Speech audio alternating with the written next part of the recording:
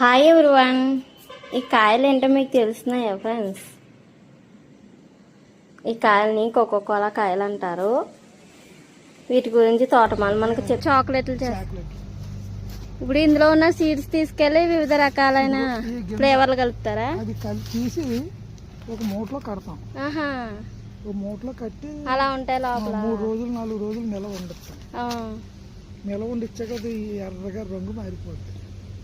నిల్వ ఉంచాక చింతపిక్క రంగు వస్తుంది. అది వచ్చాక అది కళ్ళం ఉంది కదా, కళ్ళంలో ఎండలో పెడతాం. ఎండలో పెట్టి అప్పుడు అది దాన్ని మళ్ళీ నిల్వ చేసి ఎలాగో చూసారు కదా ఫ్రెండ్స్, కోకోకోలా కాయ అలా పండితే ఎలా ఉంటుందంట. వీటితో చాక్లెట్లు డ్రింకులు చేస్తానని ఇంకా తోటమాల అయితే మనకి చెప్పడం జరిగింది. వారి మాటల్లోనే మనకి వినిపించారు కదా, చాక్లెట్లు కూల్ డ్రింక్ చేస్తారంట. వీటిని ఈ విధంగా పండినాక కోస్తారంట. వీటిని ఎలా చేశారో కూడా చెప్తారు కదా.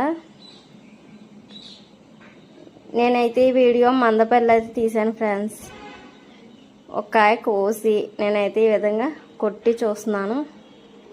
ఇది ఎలా ఉందంటే సీతాఫల కాయ ఉంటుంది చూసారా ఫ్రెండ్స్, మన ఫ్రూట్ అలా ఉంది. టేస్ట్ బాగుంది, కానీ నేను కూడా ట్రై చేద్దామని వీటిని ఏం చేశానంటే ఈ సీడ్స్ తీసి ఎండలో పెట్టాను. ఇది కూడా టేస్ట్ చేసామండి.